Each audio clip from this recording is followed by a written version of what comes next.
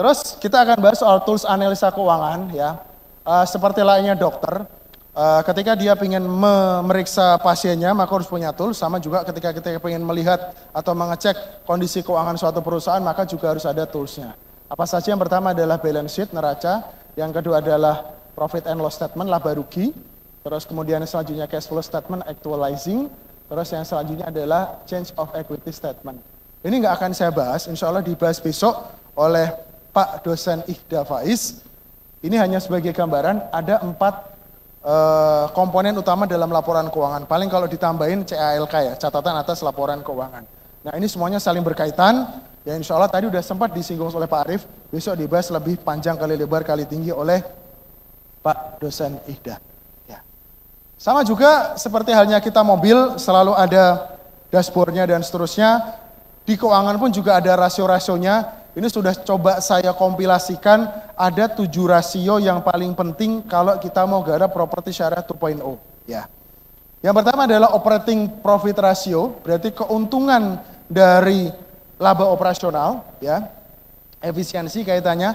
Yang kedua current ratio ini rasio lancar, ini adanya semuanya di neraca. Simpelnya adalah aset lancar dibandingkan dengan kewajiban lancar. Simpelnya gini.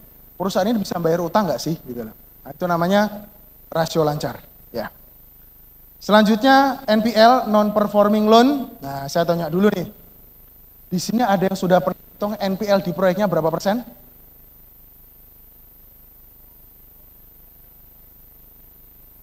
Atau mungkin ada yang tanya, NPL itu apa?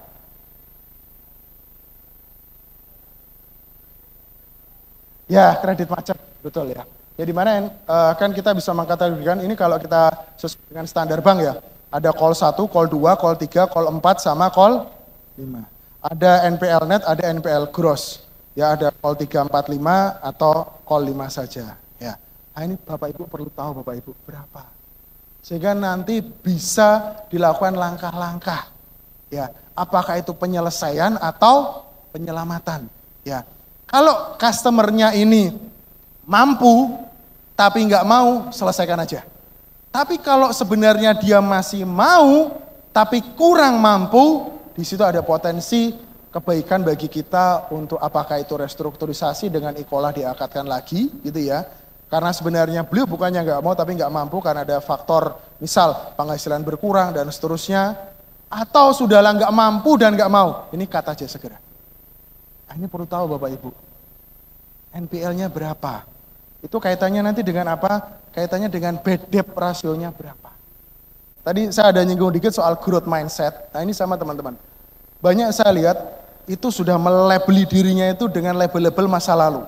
Ya, kalau background-nya adalah seorang ahli konstruksi, pokoknya dia cuma mau belajar konstruksi tok. Disuruh belajar yang lain enggak mau. Ada seperti itu. Kalau background-nya marketing, pengennya cuma belajar marketing aja. Disuruh belajar keuangan, ogah. Padahal, ya, ketika kita mau punya bisnis yang gede, setidaknya kita tahu tentang masing-masing bisnis itu. Terus kemudian kita hire orang yang profesional untuk menjalankannya. Ya, termasuk juga aspek keuangan. Ya, justru ini saya coba benar-benar sampaikan sesederhana mungkin.